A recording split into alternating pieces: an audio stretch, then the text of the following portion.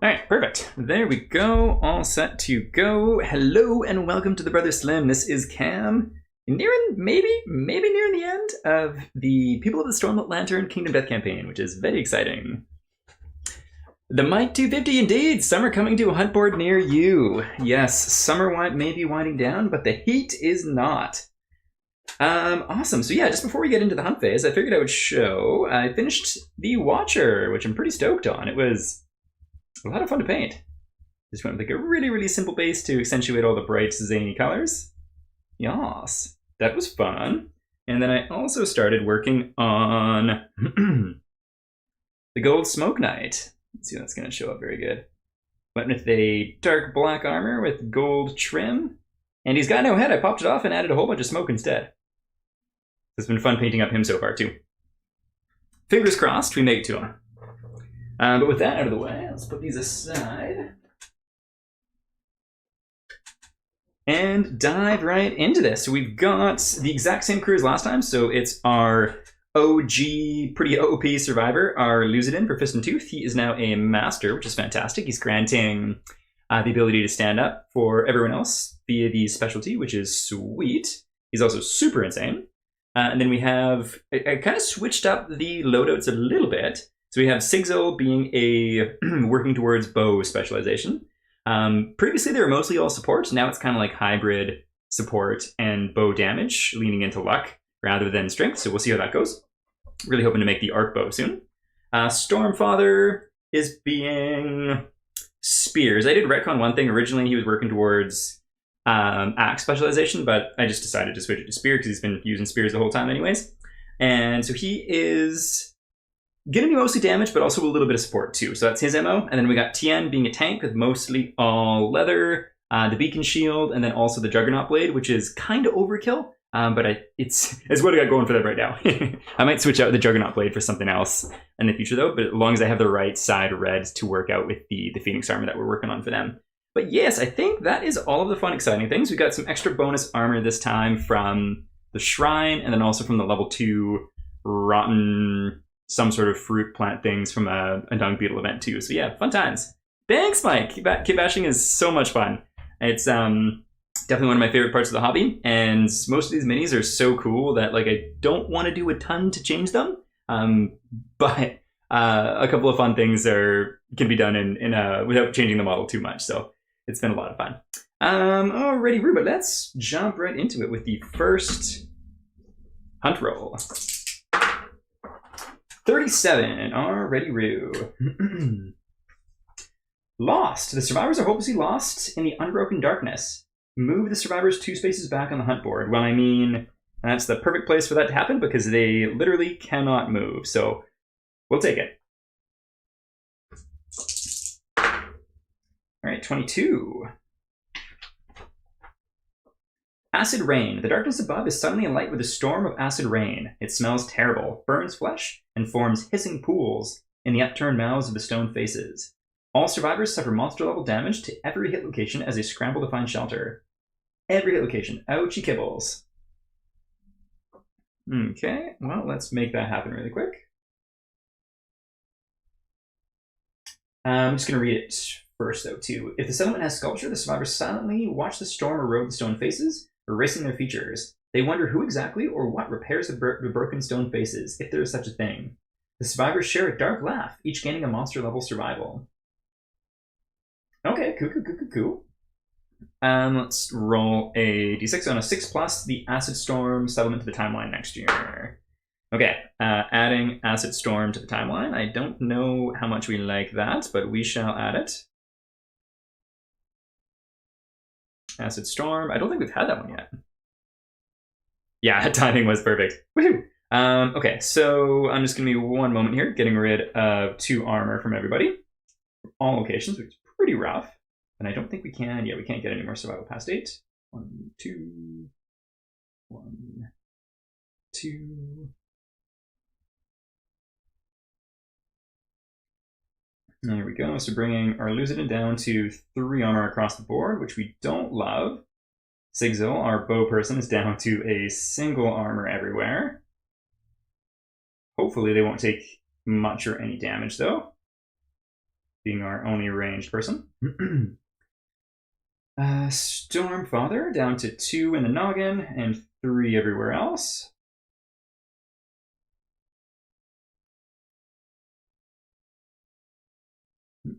There we go. And then lastly, Tien going down to 7 in the head, arms, and waist, and 8 everywhere else.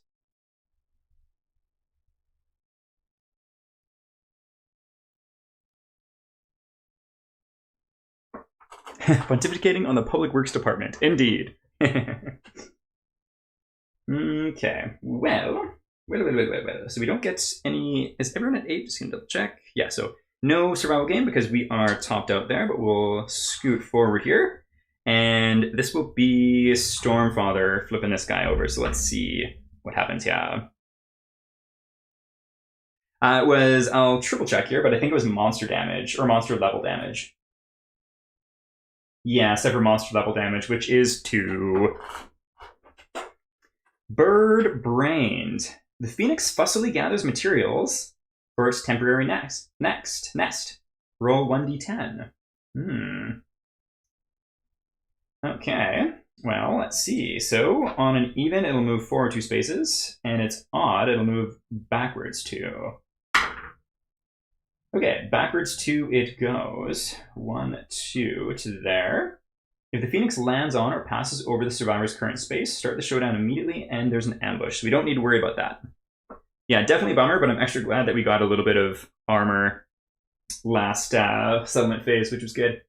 We did have one person who's got a consumable item, so they got an extra one, which was nice. Okay, cool. So that is that. We'll scoot forward and do another normal hunt roll. Ooh, getting a 92. My voice is also finally almost normal from COVID. All symptoms are gone, including the brain fog, which just wouldn't leave. But I've got this lingering cough, which showed up basically after everything else was all gone. So I don't know what the deal is there, but happy fun times. 92. Failed start. The survivors find the tattered remains of 4 humans, clad in loincloths and clutching stone shards. They bear the distinct marks of white lion claws. Each survivor suffers 1 brain event damage and gains 1 founding stone starting gear. Survivors with 3+ understanding also gain 1d10 insanity. Okay, let's do this thing. So we gain 4 founding stones. That's pretty cool. Starting gear. 1, 2, 3, 4. We've got 8 of them. We should probably use those. Okay, and 1 brain event damage to everybody.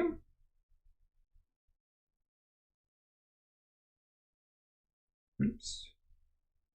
Brain Caesar down to 1. Stormfather down to 3. And Tien down to 2. And then the understanding piece. 3+ understanding. Who's got it? Not Tien. Okay, Stormfather does. So getting, was it 1d10? Yeah, so getting 2 insanity, going up to 5. Sigzo, nope. And our Lucidin, absolutely. So insane. Getting 5 more, going up to 29. It's pretty bonkers.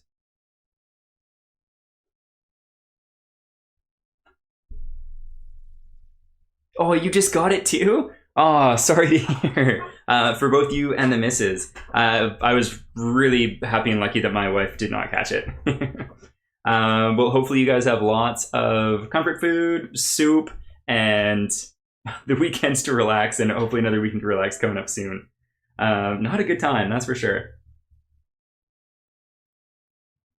Okay, so that one is that all done. So let's scoot forward. And then we have a special hunt event, so we shall take a looky-loo at mineral gathering. Let's do it. Yeah, I gotta say, I think I said last stream too, but I assumed that I had COVID previously just over the years, but not once did I ever have brain fog like that. Like the symptoms, everything else wasn't that horrendous. It was just that brain fog. It was crazy. Mineral gathering, 144. Okay, let's do this thing. So if I recall correctly, we can re-roll this because of the certain pickaxe we have, which is a digging claw. Let's take a little look. You may re-roll one of your d10.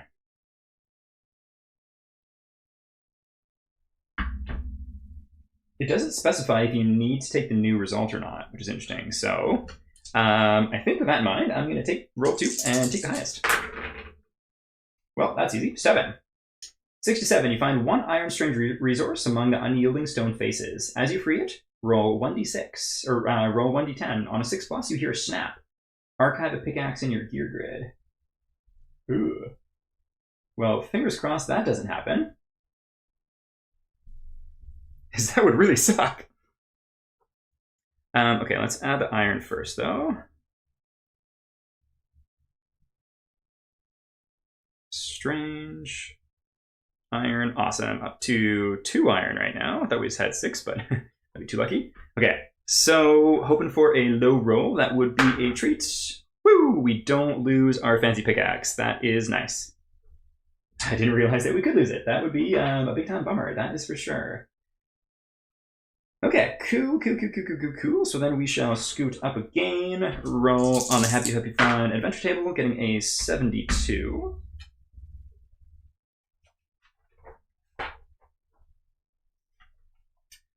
Okay, let's see, move this mic a little bit closer. There we go.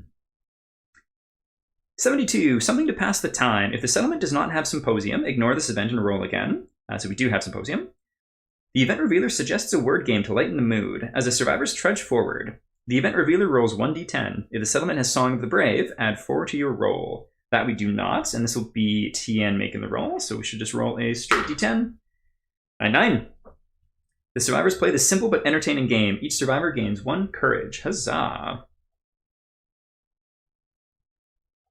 Ooh, our Lucidin gets to do truth. What be truth?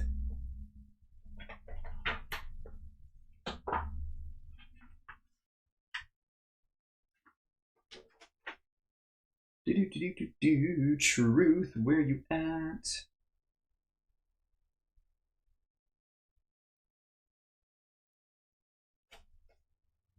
See the truth, that's gotta be it.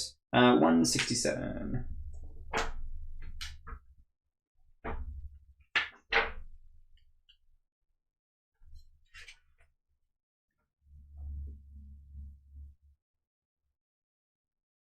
Interesting. The greatest courage is achieved when the past and future are abandoned. The void that remains is a dark, endless wall of strength. Fear and pain are your nourishment, and you will feast. I'm assuming this is the right one to read. Yeah, see the truth. Okay, cool. Good stuff. And we've got... yes, stone-faced Mad Libs indeed. Hubba-dubba-dubba-doo. So I believe this guy's name is the Forsaker, but I have no idea anything about him. I've just seen him in art online. Damn, that's really cool art. You suddenly recall meeting a strange masked man who for a moment opened your second eyelids. What you saw filled your mouth with a taste of your own death. Suffer the blind severe head injury and taste death. If you are blind, do not suffer it again. Okay, well, let's take that severe injury.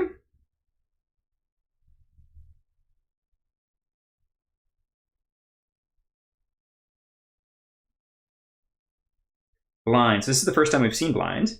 Lose an eye. Suffer -1 permanent accuracy. This injury is permanent and can be recorded twice. A survivor with 2 blind severe injuries suffers -4 permanent accuracy and retires at the end of the next showdown.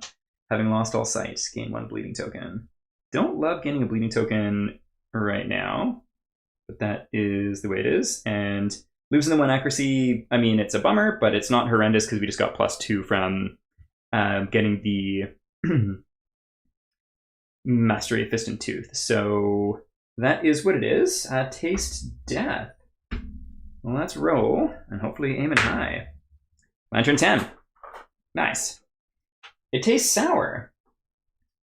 When your second eyelid opens, you saw thousands of small life forms swimming through the air. They crawled over you, stealing tastes of your sweat and blood. Death was near. You wondered how your fear tasted.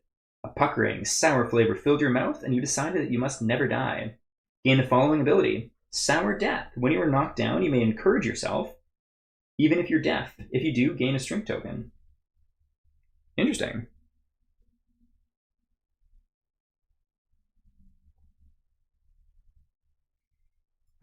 Okay, so this is an ability, Sour Death.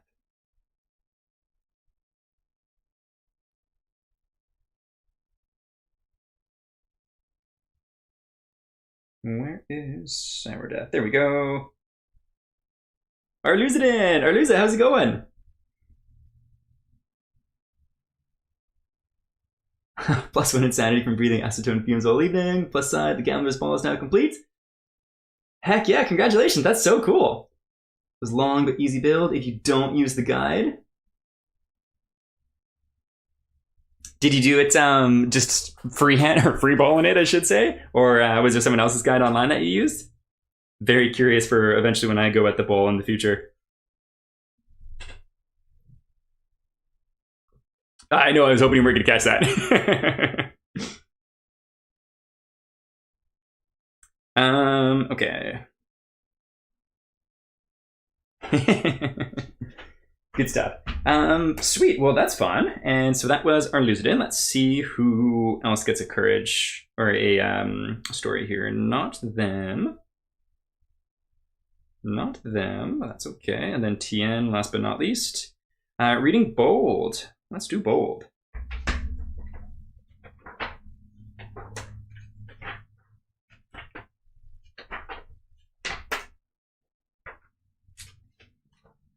Bold, and we are in the hunt phase.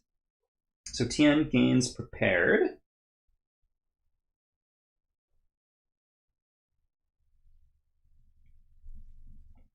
Abilities. Prepared.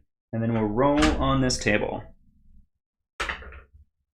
4. 1 understanding. Alrighty. What is going on here? This is for... And that is very glitched out.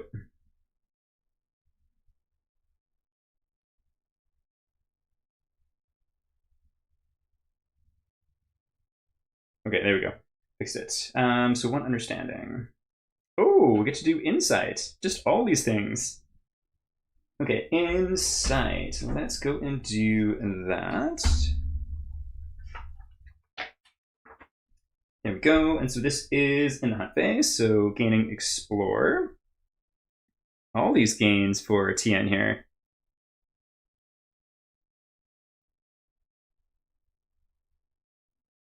Explore, and let's roll on this table. 3, not amazing. Reroll 1 hunt event result this hunt phase. Okay, cool, we'll take it. Keep going around like that. Do F very, very last on your gold. Slow and steady. 3 spots you can see the joints. Oh, that's awesome. Considering how many joints there's got to be. Yeah, super fair on the fear of ruining them. It was part of the reason why like I've tried not to do any really extreme kit bashes because they're such cool minis to begin with. Yeah, that's quite the build. Do you have any plan for how you're going to paint it so far? Okay, so we can reroll one of those if you want to. That is cool. Okay, cool. Well, that's fun. So we shall scoot on up and let's do Overwhelming Darkness. Love being able to flip almost right to it. Creepy, creepy art. Alrighty, all survivors go on insane survivors. I think almost everyone's insane. Let's see. So Tien is not. That's nice. Stormfather is. So that's going to be you. I think Sigzil is too. Oh, no, Sigzil's not either. Nice. You definitely are, though. So we've got 2 Path of the Insane.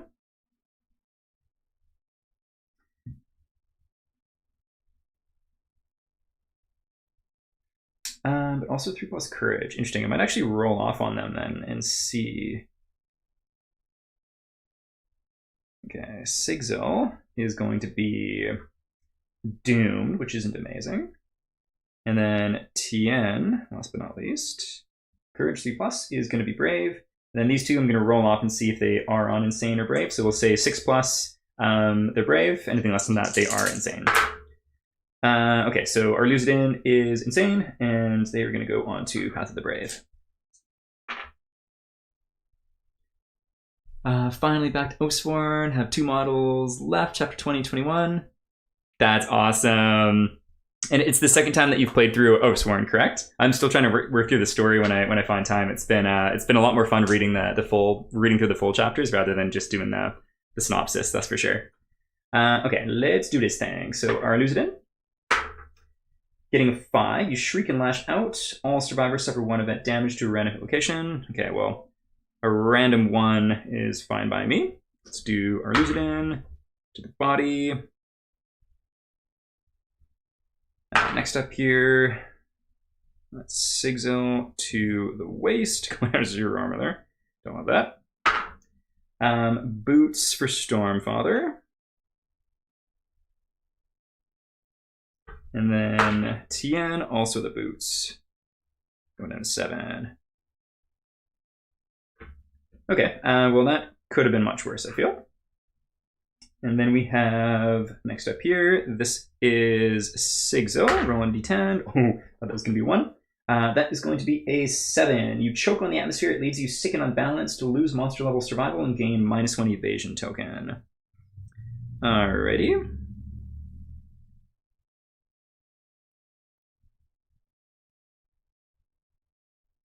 Alright, so -1 evasion. And -1 monster level survival, so down to 7 or 6 survival. Try to get small amounts of sprue goo with the shavings filling gaps, and that sort of works. Might do sprue goo in the future. That's something I want to explore too. I think I need to move out of my current apartment first though, because this apartment's so warm that it literally will dry out Games Workshop paint pots. Just so, like, those aren't great to begin with anyways, but it'll literally dry them out.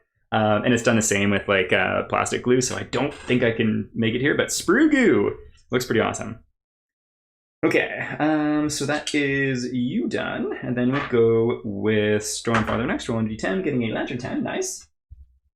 You emerge from the darkness with a new perspective, gain the leader fighting art. Very, very interesting. Leader, what does do? Whenever you encourage a survivor, they gain +1 speed token until the end of the round. Once per hunt phase, you may inspire another survivor. They use your understanding and courage to resolve a hunt or story event. That's pretty sweet. Interesting. Okay, cool. So you can go there. And then lastly, we have Tien rolling on the Path of the Brave here too, getting a 7. With your lantern held high, you cut a path through the teeming darkness. Suffer 1 event damage to your arms. There we go. Okay, cool. Well, after that, let's go straight to the next fancy hunt event that we have on the board from an item that we got with a sickle. So herb gathering. Survivors consumed herbs and berries. All survivors gain +1 survival. Yep. Let's do that for everyone who can, which I think is just going to be Sigil, but yep, just Sigil. Okay, to make a gathering roll, each survivor nominates any number of d10s and rolls them. If 2 or more die results are the same, your score is 0. Otherwise, add the results. Add 10 to the final results if they passed Overwhelming Darkness, which we have. So, let's do this. Let's go with 3 dice apiece. Okay, no doubles. That's off to a good start. Just going to grab a calculator here. So 8. Doubles there, that's too bad. And awesome, 18. So with the +10, that's going to be 52. So 2 fresh acanthus, strange resource. If the settlement has cooking, gain 1 random vermin resource, and all survivors gain +3 survival. That's pretty freaking awesome. Okay, so Sigil's back fully topped up with survival, which is awesome. And 2 fresh strange resources. Oh, so many painted models in the update today. It was a great update. Do another 100+? Oh yeah, alas, not 100+ this time. That last one was, or the time before was bonkers. Hopefully not once in a career of this game bonkers, but it was pretty wild. Okay, strange resources. Was it 2? Yes, 2. Fresh Acanthus, where you at? 1, 2. Awesome. Okay, and then 1 random vermin. Let's grab it. Haven't seen vermin in a while. Crab spider! Sweet. Frickin' lump crustaceans. Archive this and gain 3 survival. Okay, sweet. Excuse me, I'll just put that up there. And I'm just gonna grab a acanthus just so I remember what it does here too. Archive this to fully heal 1 hit location, including injury levels and armor points. So we know that we've got 2 of those on hand right now at least. So I think I'll just do 2 there, just so we know that we have 2 to use.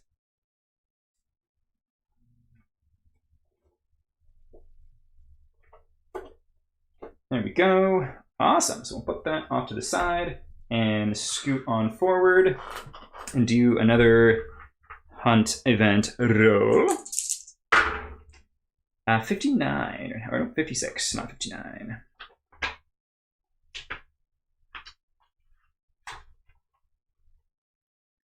$56. Dead monster. Okay, cool.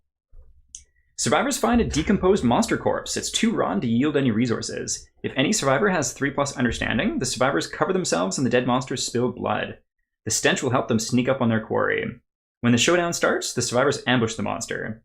If any survivor has a squeamish disorder, they refuse to soil themselves. Do not. So we don't have that. That's nice. If no survivor has 3+ understanding, the starving survivors feast on the rotting corpse, immediately losing control of their twisting guts. Each survivor loses 1 survival and cannot consume for the rest of this lantern year. Nasty. So I'm glad that we get to avoid that, and we get to ambush the monster, which is pretty freaking awesome.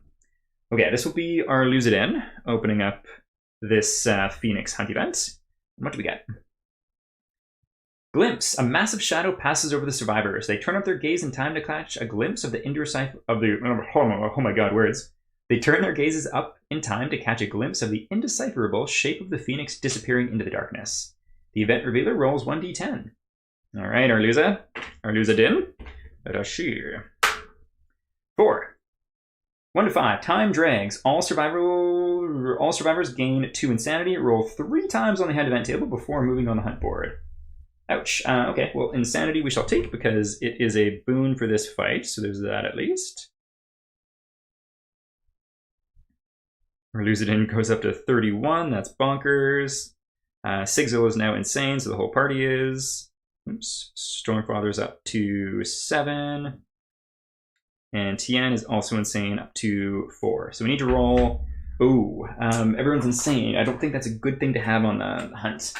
And we need to have 3 rolls. Well, let's see. We can re-roll one because of the event that we got to do earlier, though. So that's something. 65. Statue. Cresting a hill, the survivors find a statue of a man sitting on a throne. If any survivor has 5+ understanding, which we do, the survivors may ignore the statue and end this event. Well, so we may end the event. What else is here? Let's see.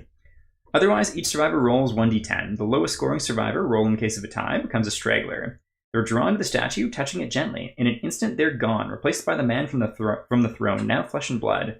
The straggler sits in his place on the throne, stone mouth open, in a silent yell. They are gone forever. Consider them dead, but do not apply cannibalized death principle. The man offers his thanks and joins the hunting party without any explanation. He is a new survivor with a straggler's gear, 2 random disorders, and 2 hunt XP. Well, we are not going to do that, methinks. We are happy with who we have. If the settlement has momentum more, the statue resembles a deceased survivor. Replace the straggler with a record sheet of a fallen survivor.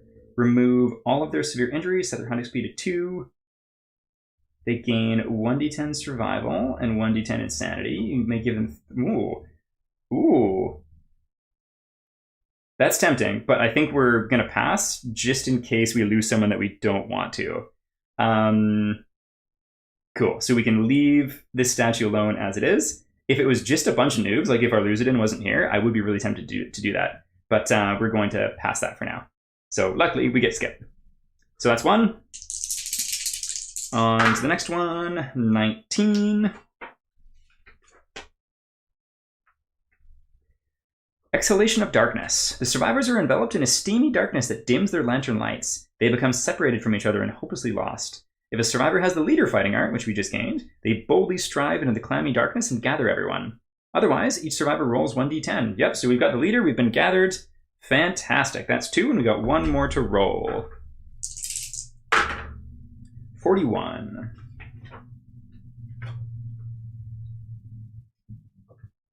Nightmare. Oh, that doesn't sound very good. The event revealer dreams of the upcoming hunt. The great beast vanishes during their battle and secretly follows them back to the settlement.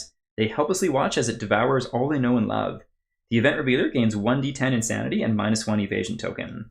If the settlement has a savior, they appear in the same dream and defend their home. The event revealer gains 1d5 survival. Okay, well, let's do that first. And I didn't actually choose who was doing this here, so let's do 1, 2, 3, 4, 5, 6, 7, 8, and we're rerolling 9s and 10s. Or lose it in. Already roo.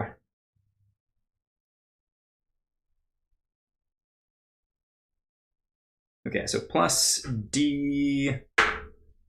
D10 insanity, so that is 4 more insanity. 34 and -1 evasion. D5 survival, which we can't do.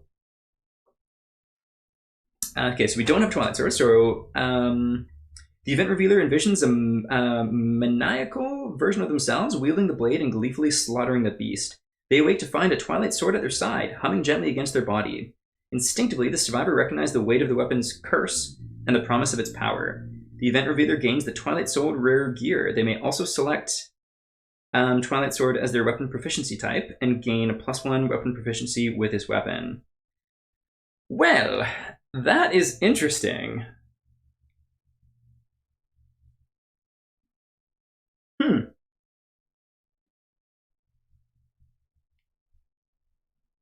Twilight Sword. I don't think Erluzin's gonna use that, but let's take a little look at it. This is rare, and I think it's cursed, or some of various things. Let's take a look at it here. Twilight Sword. Weapon, melee, yeah, so it's 2-handed. Slow, curse, cumbersome, sentient, irreplaceable. Yeah. I'm probably going to be fighting the Watchers soon, and just, of all the people to get it, Erluzin is just not the one, because he's already... yeah, we bound him, and it feels like it wouldn't be... One question for you there, Erluzin, and for anyone watching as well. Once you get a mastery, can you move on to try and getting another specialization, or are you locked in for that one thing for that survivor? Because if you can move on to something else, then I might take it. And oh, Brahm Mithra, my goodness, hello! Yeah, thank you so much for the Gen Con coverage. I was there and looking for you, but I wasn't able to see you. I hope it was, well, by all intents and purposes, it looked like it was an amazing con. For you, I know it was definitely a really good one for me too. Cool. Well, that's really interesting then. That definitely changes this character's kind of MO, but that's okay. Let's make it happen. Okay, so survivors are lose it in the 6. And how do we want to work this out? I think what we'll do is we'll get rid of the digging claws. Blood paint is kind of useless in this case, but I guess we may as well just have a gazillion weapons because we wouldn't be able to use blood paint anyways. So let's do that. Let's get rid of blood paint, and we'll use the Twilight Sword here instead.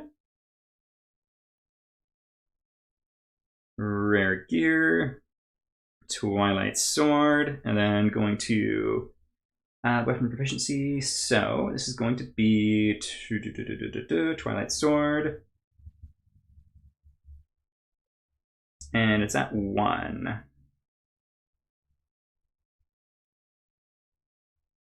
Okay, cool. Yeah, they were really, really neat. I was running around doing a whole bunch of work, but I had a lot of fun stopping in the Kingdom Death booth.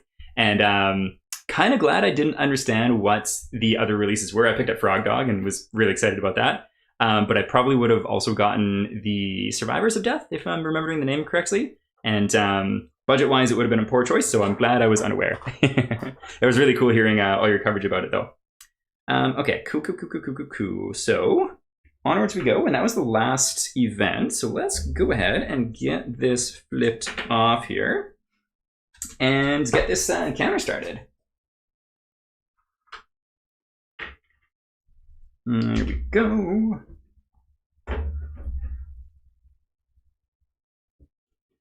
Urluzis basically got everything. Glow sounds cool, but didn't like the implementation of a character card for weird loot.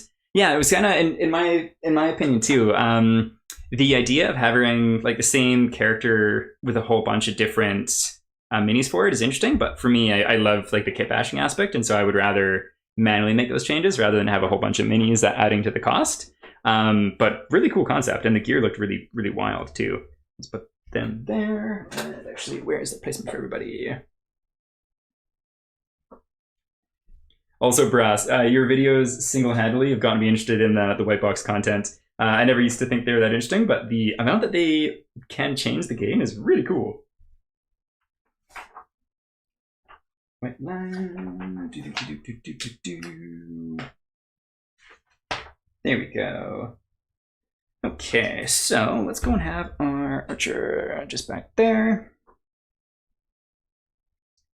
And our Lucidin is going to go 6 spaces. So 1, 2, 3, 4, 5, 6 there. Our tanky person, that's going to go there. And then our spear person is going to go just over here. Perfect. Skrell, was that the kind of herb one, if I remember correctly? Okay, there we go. And so we get to ambush, which is pretty exciting. So I think I'm not going to worry about the resources for now. And as far as what we're going to do first here.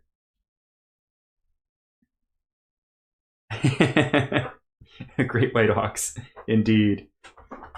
I feel like a Ox mini, actually, I guess that's kind of like the Screaming God to a degree, Ox-like in general. An Ox would make a great spot in King of Death.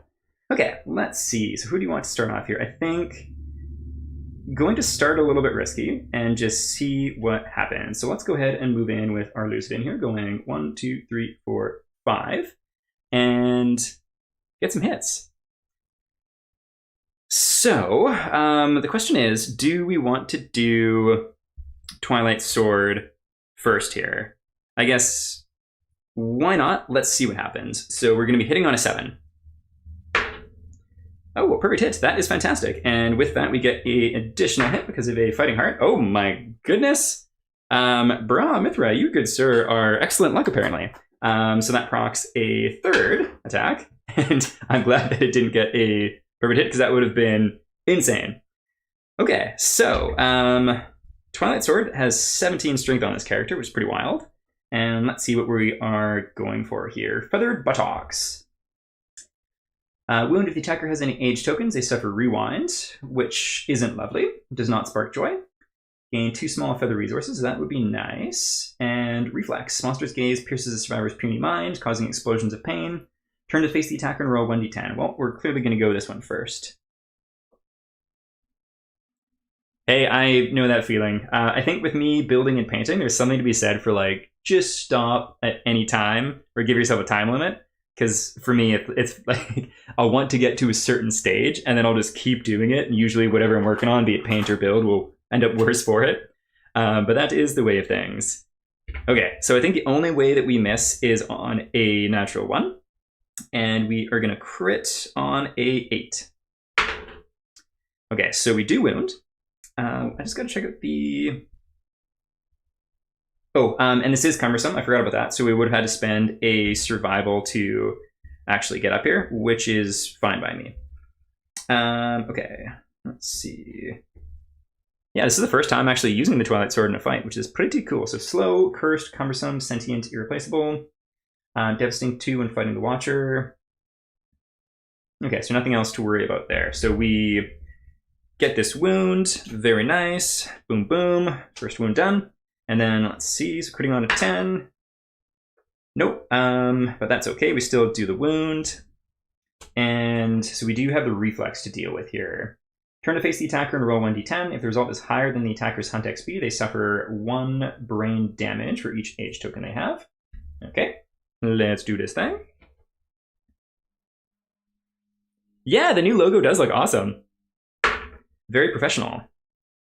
So this is one of the only times that we want a 1, which is pretty fantastic. So we don't need to worry about any brain damage there. Huzzah. Okay, that was a pretty awesome first turn. Our first round of fighting with our Lucidin there. And I think, just because we were planning on going a little ham this round, let's go ahead and surge, going down to 6 survival. And, okay, just before I forget, weapon proficiency earned, boom, boom, we love to see that. And from now on, they're just going to swing in Fist and Teeth, in which case, that's going to be 3 dice, because they do have an extra speed. I think I missed out on the Twilight Sword, but that's okay. And so Fist and Teeth for them are going to be hitting on 5s. 3 hits we shall take. 1, 2, and 3. Okay, Feathered Breast. So we got the Rewind, Critical Wound.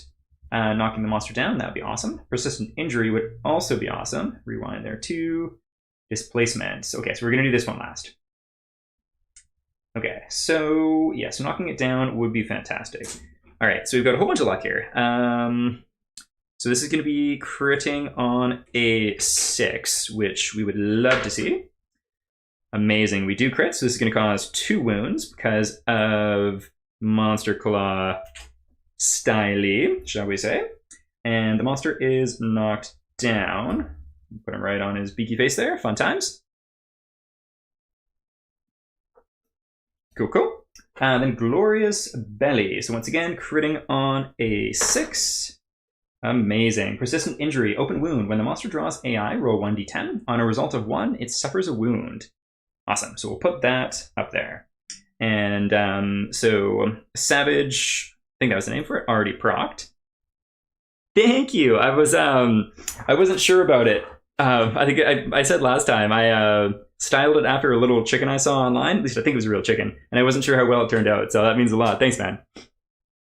That was my thought. I thought, like, should I paint it up really, really bright and do something crazy with it? But it'd be so much work. So I'm glad to hear you like it. Okay, so because he's knocked down, the displacement reaction should cancel, which is nice. And so once again, critting on a 6, a 7, fantastic. The Phoenix suffers 1 extra wound and stumbles. Move it 1 space forward. So it's knocked down. So I guess we'll just scoot it that way. 1. I guess technically it would be 1 further. And 2 wounds. Oh my goodness, we just rocked that time chicken on our Lucidin's first turn. That is pretty bonkers. Okay, well, let's knock down. I think the one thing that would screw us over here is if the trap's coming up. So I think we are going to do a little hit location scan. But I think we're going to attack with that person first. Let's see. Whoopsies. Here we go. So this is going to be Sigzil, hoping to get some of that bow proficiency in. Okay, so it's going to be 3 dice, hitting on 3+. Getting 2 hits. Let's see what we connect with. Oh, that serves me right. There's the trap. Shuffle all hit locations, and then obviously they're going to stand up. All survivors are frozen in time. All survivors are doomed. They cannot block or use fighting arts. The attacker is caught helpless. Perform basic action targeting the attacker. All attacks hit on a 2+. Dang. Well, that serves me right for being greedy. So let's get them up. Basic action. There we go. Okay, so basic action, everything hitting on a 2+, and nothing to be done about it. And this person's got like 0 armor left. So this could be bad. And also +1 speed. So 3 dice or 3 attacks hitting on 3s. Or hitting on 2s. Okay, so yeah, that's all hits, which we do not love, that's for sure. Yeah, Admiral Akbar up in here. Okay, so there's nothing that we can do about this. That's a shame. And this person only has 1 armor everywhere because of how the hunt events went. Well, let's see. This is going to be no bueno. Hands, waist, and hands. Okay, so and how much damage is this going to be? This is 3 damage apiece. So hands take a severe injury, and we've also got a -3 to the result, which is not going to be fun. And then the noggin is also this might be bad. Okay, so we got to roll twice on the happy fun tables here. Let's do the head last. Oh, let's do it first because it might it might not matter. Okay, so basically we need like a 6 or higher. No, we need a 5 or higher. Like a 7 or 8. 4, nope. Okay, so our quasi-support person is super dead. That's okay. That is the way this game goes. And serves me right. I should have done the smart thing and hit location scan there. But oh well, that's okay. Okay, Sigzil, you are dead. Let's figure that out really quick. Cause of death, Phoenix, and dead. Okay, well, there is that at least. Fun times. Okay, just gotta shuffle this up.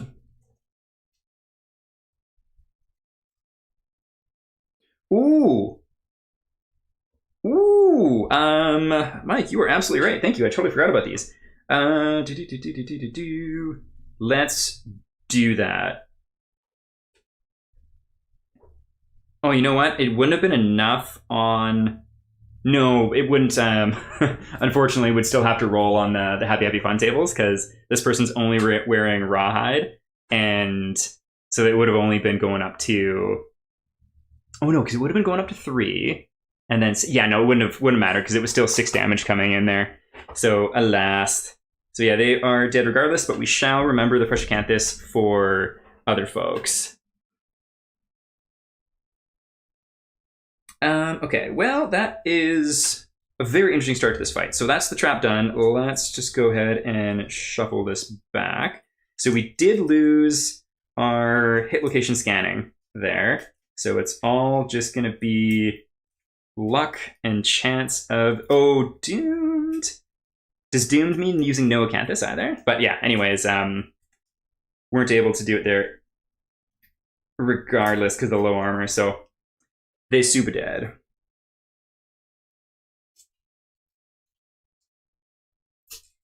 Okay, there we go. That's all shuffled. Yeah, Pogo will be missed. Indeed. Okay, so let us see how do we want to do this. I think let's go ahead with our spear person. They don't need to get any closer, so they are not. Stormfather is going to attack with the spear. How much? They've got a bunch of survival. You know what? Let's do the rawhide headband first and just see what's coming up here. Yeah. Oh yeah. Or Lucidin, you're still very much alive. It's Bow Lady's gone. Sigzil was this person's name.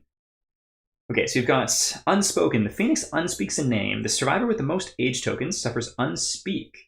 Roll 1d10 and subtract the survivor's current age from the results. If the result is equal to or greater than their understanding, they suffer lost name. Gain 2 understanding, erase the name, remove all age tokens, and lose all survival. Until they are renamed at the settlement, they cannot gain survival.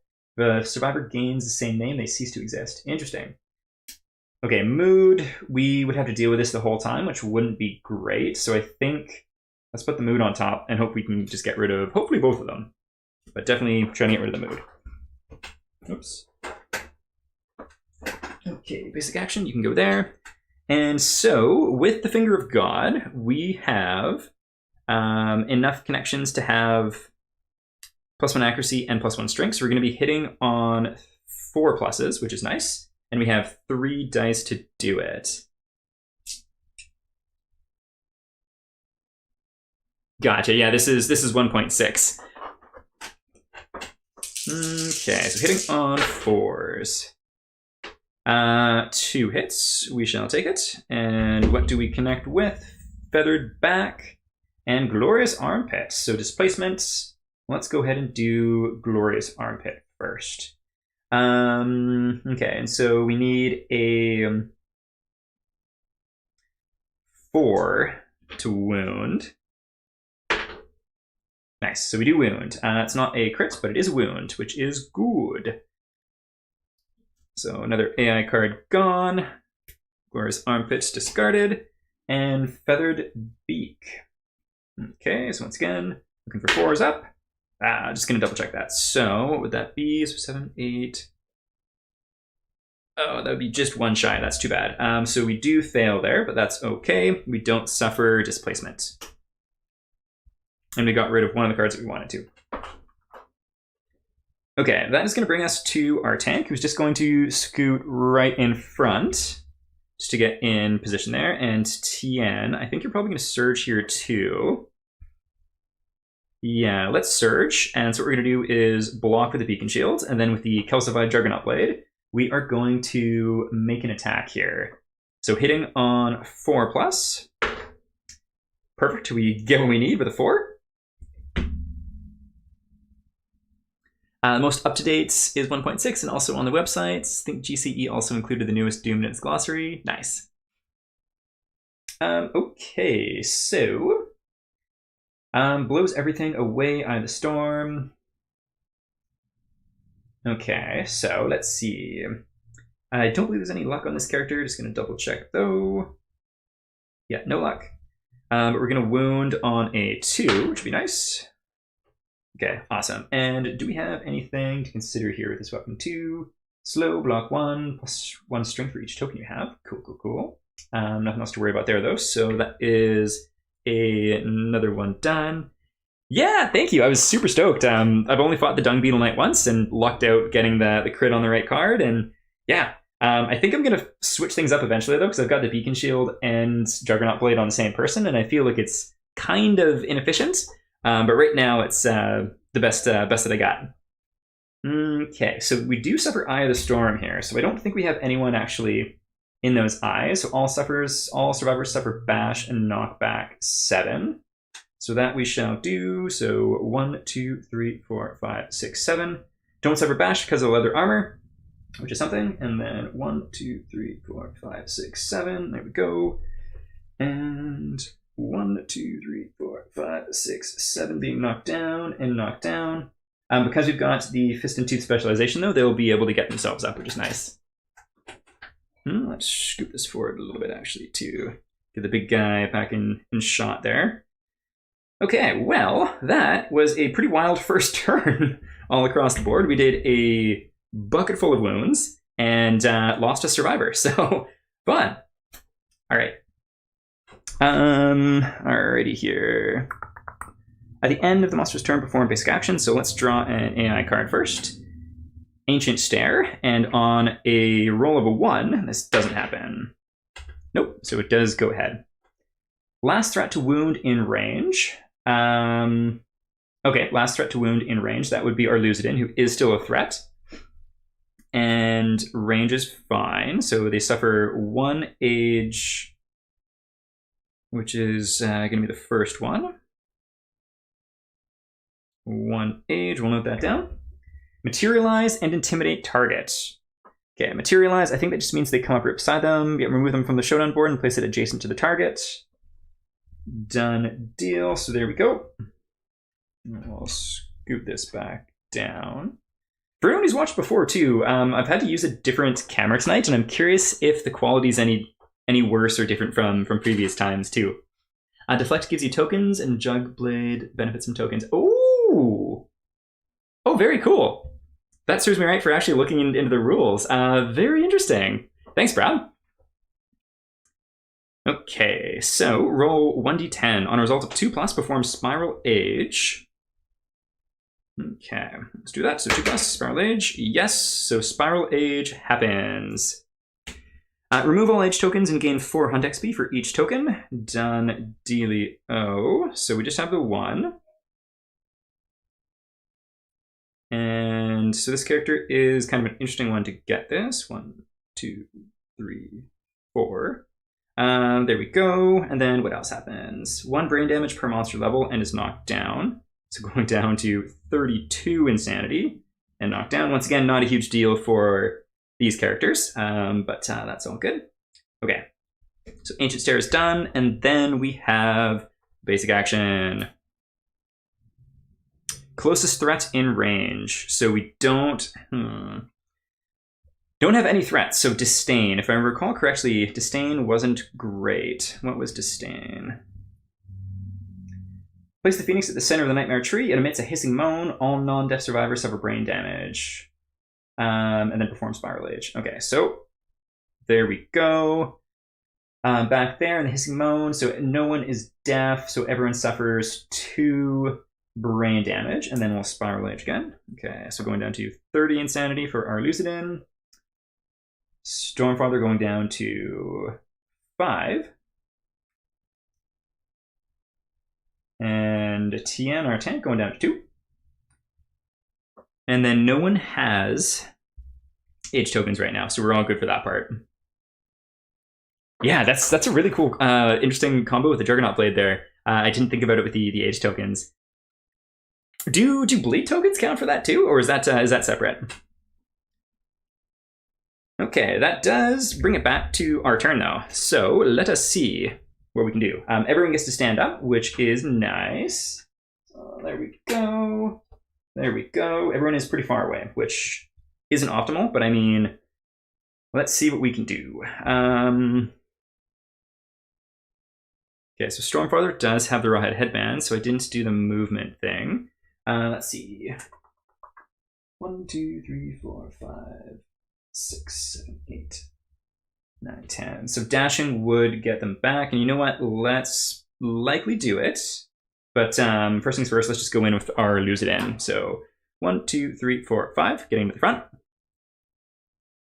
And so we've done the Twilight Sword already, so let's just go ahead and use Fist and Teeth, which will be hitting on 6s. So we have to reroll 1 because getting the perfect hit. Nice. So 2 we shall take. Yeah, if only Bogirl was here. It was specifically why I took her. Alas. Okay, so we've got a first strike being Glorious Primary Eyes, and then Glorious Hands afterwards. So there's a reflex, which we don't love. -2 accuracy tokens would be nice. So we do crit on a 6 once more, so let's see. Tokens that you gain and tokens on survivor status cards that your survivor controls are tokens. Tokens that are gained by your gear. Cool, very cool. 2. Well, a 2 is not going to be a crit. That is for dang sure. Let's just see here. So strength would be 8 to 10. That would still wound, just barely. So reflex happens, which is kind of too bad. Stares into your future and kills all your children. Suffer destroyed genitals. Ouchie kibbles. So we do get a wound, but we also suffer destroyed genitals.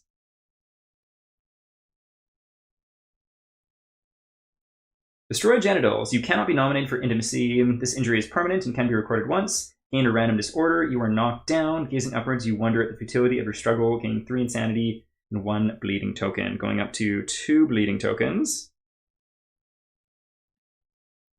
3 insanity. Knocked down. So put that there. And first things first. Nice. Okay. There we go. So that is their turn. Is it worth surging with them? We are just kind of going Zerg mode here. Maybe not for now. Let's go with our tanky friend. So they can go, they're going to dash. Going down to 7 survival. Yeah, bleed tokens are tokens indeed. We just need TN to get them then too. So 1, 2, 3, 4, 5, 6, 7, 8, 9, 10. Getting to the blind spot, which is nice. They are also going to surge here too to be able to block 2. And then going to be attacking with the calcified Juggernaut Blade, hitting on a 3. Nice. Oh, there we are again. Bugga. Time stop. Okay, so everyone's doomed, cannot block or use fighting arts, attacker is caught helpless. So unfortunately, we just lost the block that we just did, but if anyone is going to get hit by the trap, this is the person that we want it to happen to.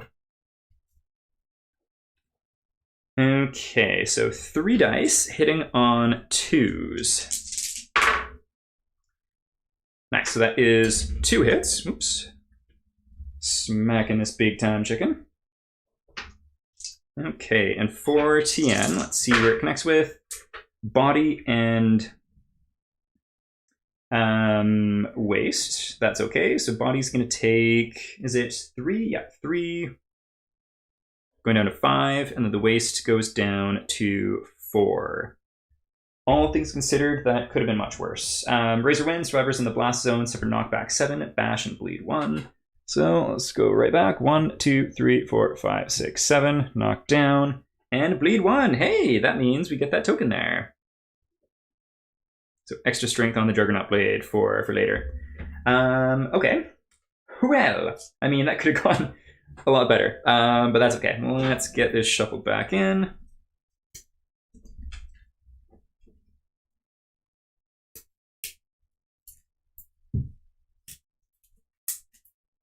There we go.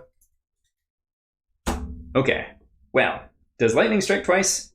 We're about to find out. Let's see. So it'd be 1, 2, 3, 4, 5, 6, 7, 8, 9. So they are going to dash getting to there. And this is Stormfather. So going down to 7 survival. And okay, so let's just go ahead and do some more attacks here. So 3 dice. Oopsies. Hitting on 4s. So that's going to be 3 hits. Getting the hard beak, glorious wing sphincter, which is an amazing name, and tiny wing hands. Okay, so let's do tiny wing hands and this one first here. Okay, well, I guess let's do this one first. So we got no luck on this character, in which case it's just going to be critting on a 10. Dear diary, jackpot. So no wounds, but we do get a small hand parasite resource. So yay! Let's go ahead and pull that out. Tail feathers, droppings, phoenix. There we go. Oh, joy. Still wriggling. Put that out there.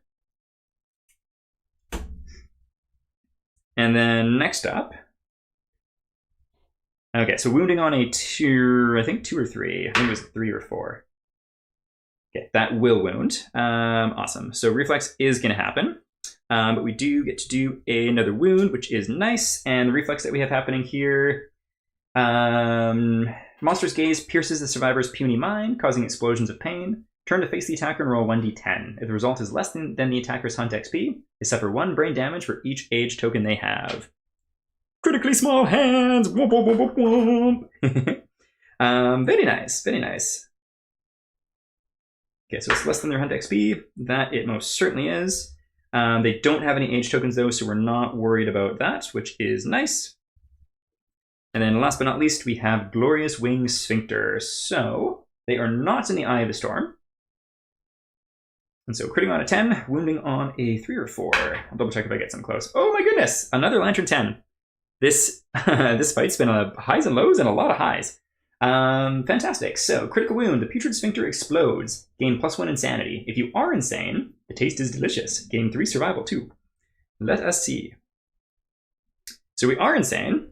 So we gain 3 survival, going back up to a max of 8. Fantastic. So many crits.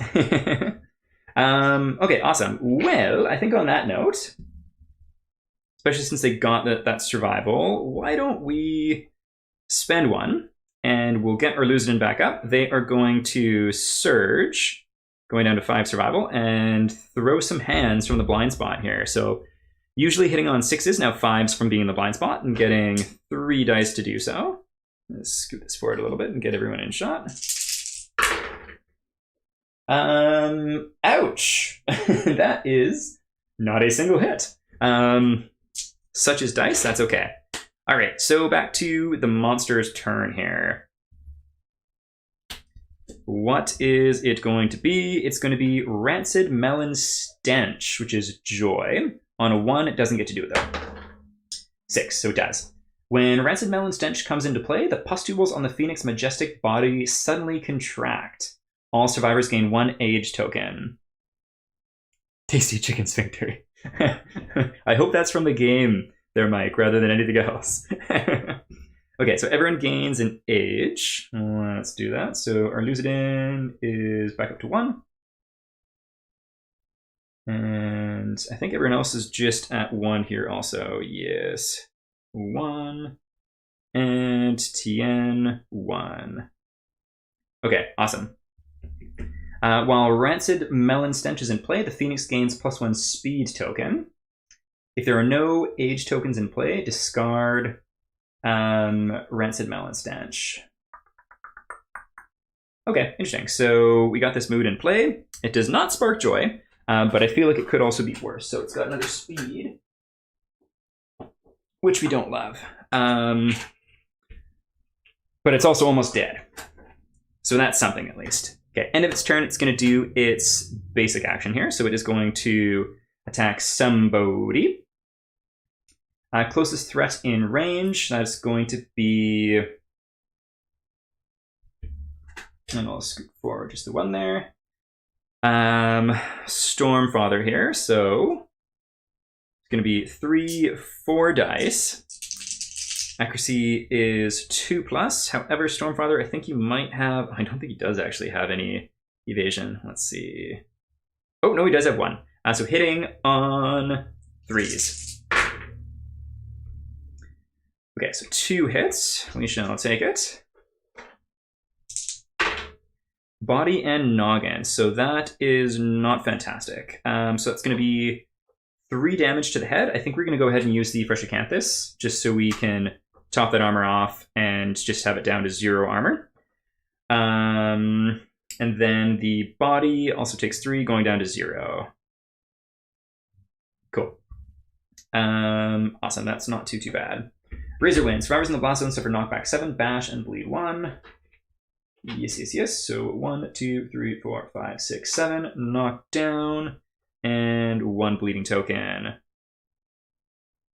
There we go. Alrighty, Ryu. That is going to bring it back to our turn. These guys both get to stand up because of the Fist and Tooth specialization.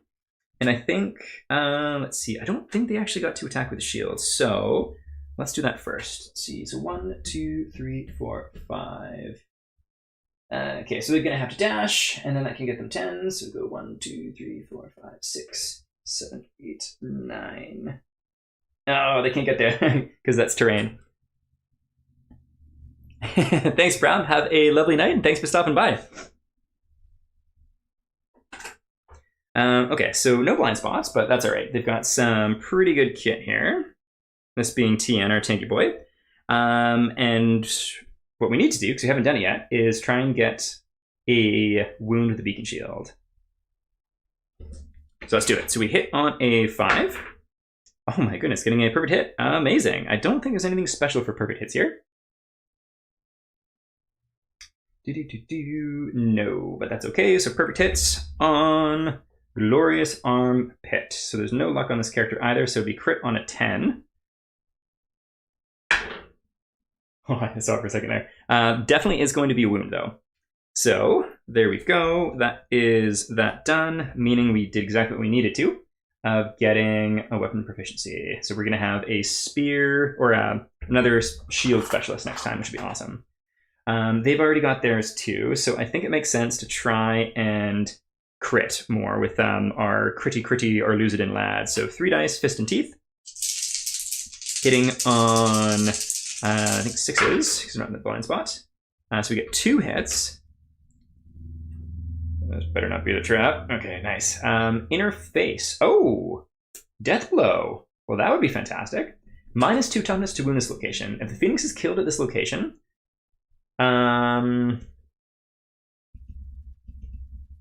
so okay, we need to do this second because we have 2 cards. So let's do this one first. Okay. Let us see. So we need to crit or else we're unable to get the death blow. Oh, thanks, Mike. I totally forgot about that. That is our lose it in here too.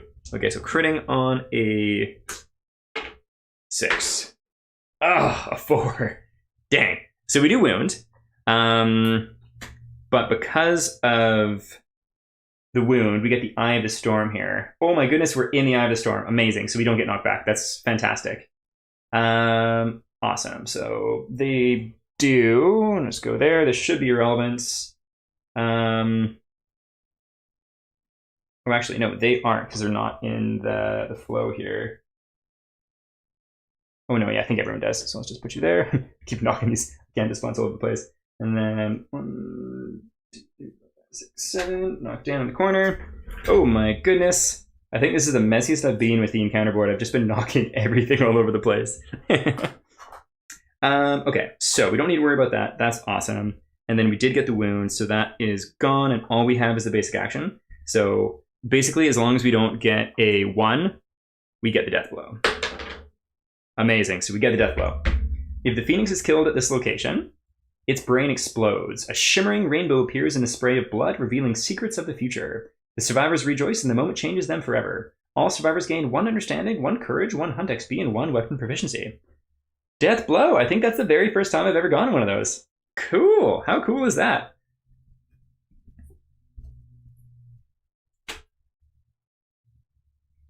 Sweet!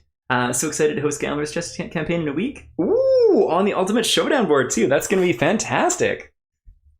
Okay, so let's go through this death blow thing first here. Okay, so 1 understanding, 1 courage, 1 hunt XP, and 1 proficiency. Okay, so we get hunt XP. So we do need to do age on him. And 1 courage, they're already maxed out. A proficiency, that's pretty freaking awesome actually. And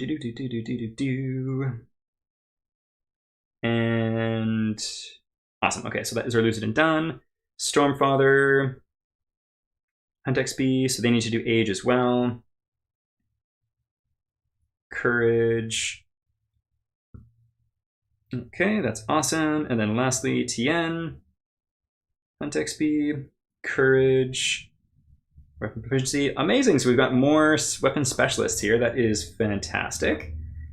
Cool, very, very cool.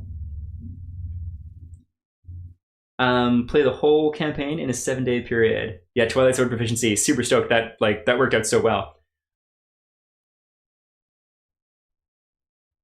Yeah, COVID cancel would be awful. That's awesome, Lose It. Is it gonna be your first time playing it too?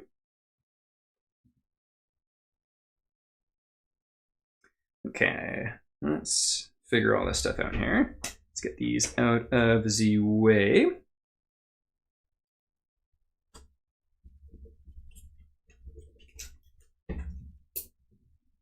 A lot of planning to do before April. Absolutely. That's going to be so freaking sweet, man. I was really excited to do it next and just decided there's still so many rules that I'm kind of iffy on that before learning a whole bunch of new systems, the People of the Stars just makes way more sense. But I cannot wait to dive into it. It looks freaking awesome.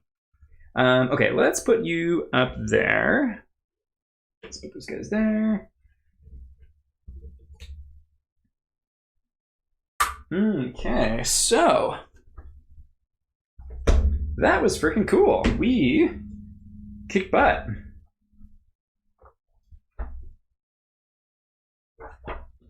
Phoenix Showdown. Awesome. I think I'm just going to take 2 minutes as a little intermission here and just get everything set up for the settlement phase here. And I'll be back in just a sec here.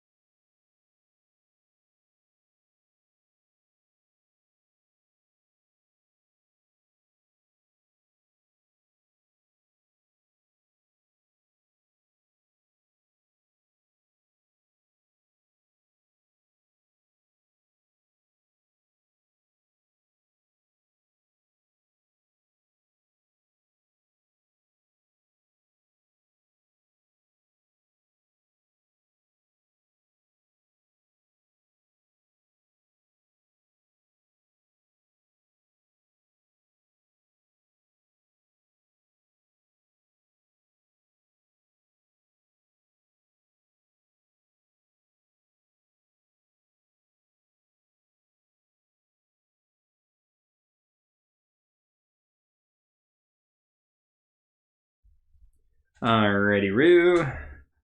Probably does not look like I cleaned up very much, but that is okay. We got, I think, everything that we'll need for the settlement phase here. First things first, though. Aftermath. So victory level 1 to 2, 1 hunt XP, weapon proficiency level. Fantastic. Let's go ahead and settle up this victory lap. That was a wild fight. There's, like I said, there's a lot of things that I'm still forgetting or don't remember rules-wise, but I think the main flow of the game is definitely really starting to click now. And yeah, that was fun. That was a really cool fight. Complete Showdown. Showdown is victorious. Advance year. Hunt XP. Yes, yes, yes. 7 endeavors. Cool, cool, cool, cool, cool. There we go. Return and advance year. Our Luzicon. Yes, please. That is freaking fantastic. Yeah, I when I was a kid, loved dinosaurs, love reptiles and stuff. And Crimson Crocodile, oh my goodness, just like such a cool mini. All of its gear looks so awesome too. You'll have to, without too many spoilers, I'm looking forward to hearing how that fight goes. Okay, so rewards. We've already got the Plumery. Survivors with age tokens gain +1 understanding, so that is everybody here. Understanding's already maxed out for our Luzidin. Stormfather gains an understanding. Nice, nice, nice. And Tien also gaining a understanding.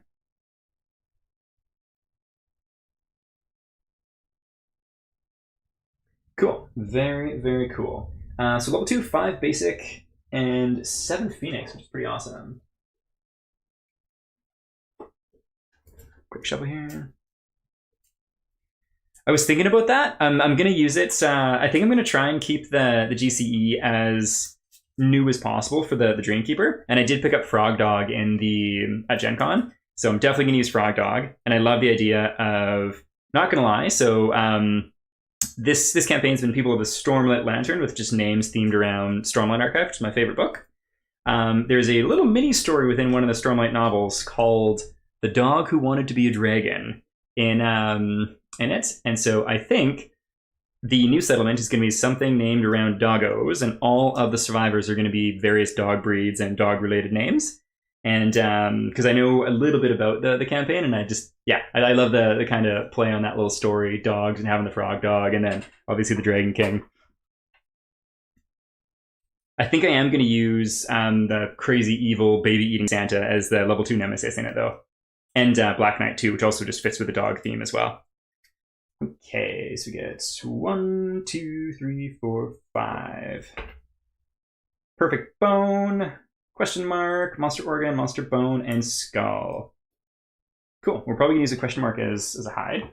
Let's see. I'll put that up there, and then we get 7 monster resources. Yeah, there's definitely going to be a wolf character there too. Yeah, I haven't looked into it too much, but I know that the Frog Dog has something about omens too, and then the stars have constellations, and so yeah, it just felt like it was a good fit. Okay, so 1, 2, 3, 4, 5, 6, 7. What do we get here? Small feathers, black skull. That's pretty wild. Oh my god, we got his butthole again. Shimmering halo. Phoenix finger, rainbow droppings, and wishbone. I think that might have been the one that we needed, which is pretty awesome. And we also needed small feathers too, so that's pretty cool. And then we also get to take a few extras, one because of the scavenger kit. And then if I recall correctly, the perfect weapon innovation lets us do that too. So let's take a little look-see.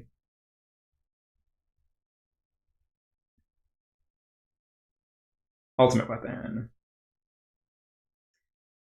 Gain 1 monster resource of your choice from its resource deck. So we can pick 2 of our choice. I might have only picked 1 last time. In fact, I think I did just pick 1. Okay, so there's a few things that I want to make. So let's take a looky-loo here and see which things we'll do. Okay, so small feathers.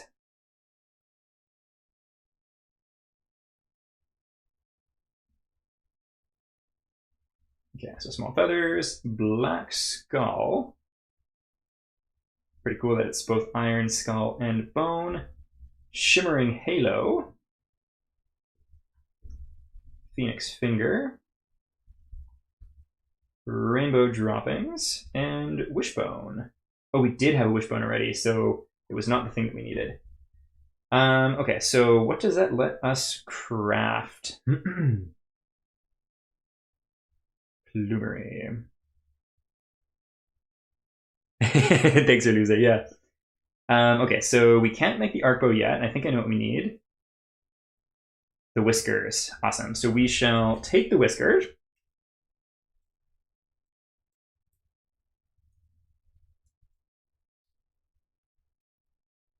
Phoenix whisker. Let's put it there. And then what's the other thing? Okay, feather shield we can make. That is good. I want to do that. Small feathers. And then I also really want to make the phoenix helm. Hollow wing bones. Boom. There we go. Those are the two that we're taking. Okay, hollow wing bones and phoenix whisker. Being able to pick and choose them is so strong. That's wild. Hollow wing bones and phoenix whisker. There we go. Amazing. Oh, and small hand parasites. Almost forgot that.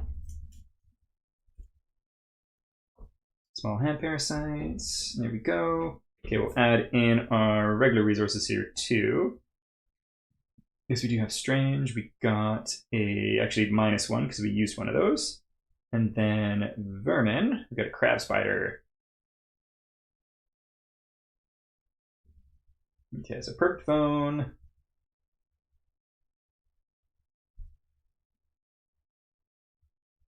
Monster bone. A second perfect bone. And a skull. And a monster organ. Nice. Okay, fantastic. So there are all of our resources from this fight done. That's only for level 3 plus Phoenix, which I don't know if we're going to fight this time. And let's close this up and see what happens. Now you said you want to keep GC largely self-contained. You also have the option to include those endowment resources for Phoenix. Oh, yeah, interesting. So I definitely do. I haven't taken them out. I'll probably keep them out for this campaign, just to keep that system fresh for the next one. But I might pull them out for the people of the Stars campaign, because yeah, the endowment resources and that whole system is really cool. Okay, so settlement event. What do we have? Weird dream. If you are the only player, a survivor dreams about a giant man that controls their lives from the darkness above. All departing survivors gain 3 insanity. Huzzah! That's me. Okay, so yeah, well, that's fun. I guess that is it. That's a simple one, and I think as far as those events go, some of them can be really painful. So simple sounds good. Check milestones. Do we have any timeline events? Acid Storm. Fun. Oh, no, we don't have any. And Nemesis Encounter, too. Acid Storm. Well, let's see what Acid Storm is all about.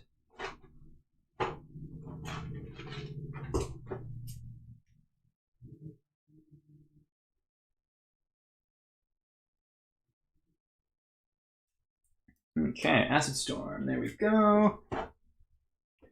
Violent armor pieces are really interesting. Cool. Yeah, yeah. The Indomitable stuff looks sweet. I've looked at a lot of the white box stuff. I haven't seen what's in the GCE. Excuse me, in the GCE yet. Okay. The air tastes sour and burns the survivor's cracked lips. The sky cracks in great flashes, revealing spiraling black clouds. Finally, it opens, dousing everything in acid rain. Roll 1d10.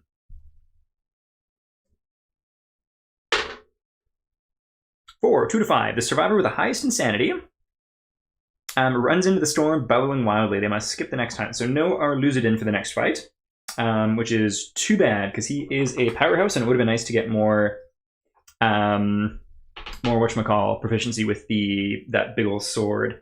But that's okay. Okay, so no music endeavors and +2 to the results of art endeavors. Nightmare training. I don't think we have nightmare training, and we're not going to worry about the distillation thing, so put that there just in case.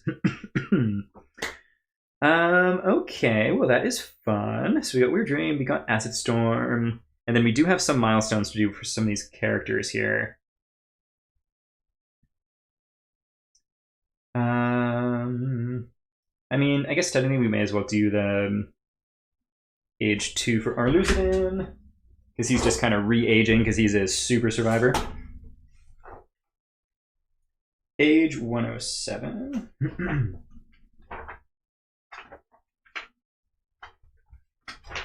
Age, there we go. So we shall roll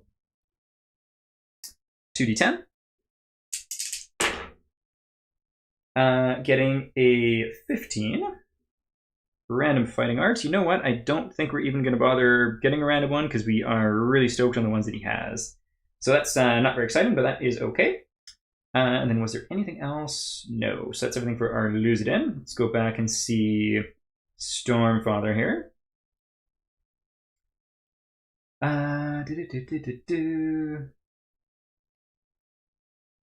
Yeah, age as well. So that is fun. Let's do the same thing. 8.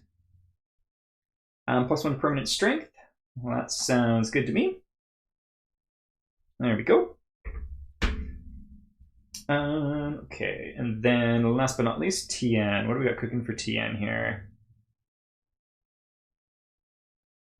Not age yet. Nice. I think we did everything else there. So that is, oh no, understanding. Understanding? Insight. Bones, Bone Witch, Crush and Devour, Intimacy, Insights. There we go. So this would have been in the hunt phase. So let us roll a dice. Getting a 2. I guess technically this would be in the...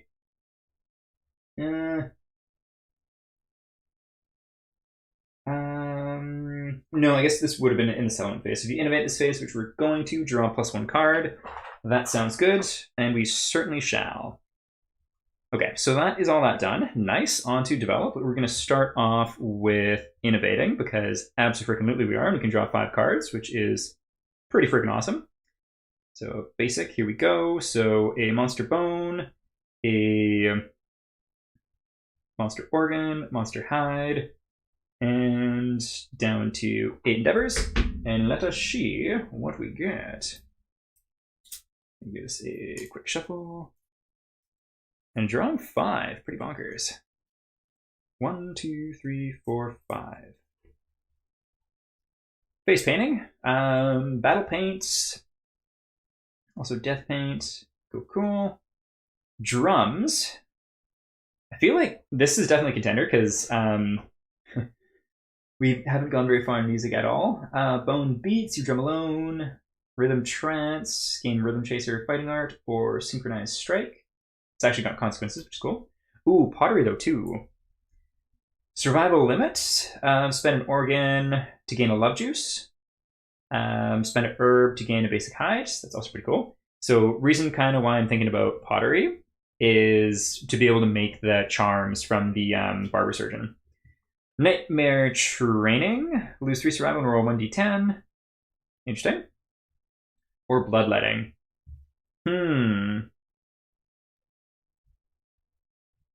I'm supposed to hear about the Sleep King sleep soon. Oh, freaking sweet, man. I was thanks for the reminder. I was meaning to ask. So they are on the way but haven't arrived yet?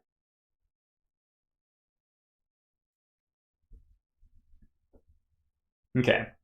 So I'm tempted by pottery to make charms, but at the same time, I feel like I've got a lot of gear that I'm really stoked on using, and I'm struggling to fit everything into said gear grids. So drums is the weakest here. Okay, well, and then in that case, let's get pottery. We'll increase the survival and be able to make those charms because we got a bunch of perfect resources that have just been kind of sitting around.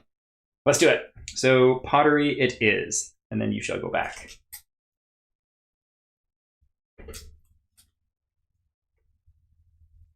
Boom, boom. Indecision quenched. I appreciate the input there, Eliza. Okay, so progress, pottery.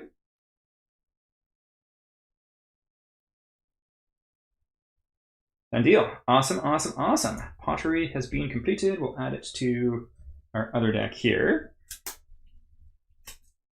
And then I think, so next time is going to be the level 3 butcher. Wait. What you thinking there, Arluza? I think I'm probably going to do all the crafting off camera. I remember reading somewhere online that the music tree is really good, and I wouldn't be surprised if that's why. Just because it is the music innovation, and Song of the Brave sounds musical in nature. Long term, I think yes, but we'll hope to pull it up next time. We'll stick with the current choice for now. Okay, so let's see. Is there anything else to... Let's take a quick little look here.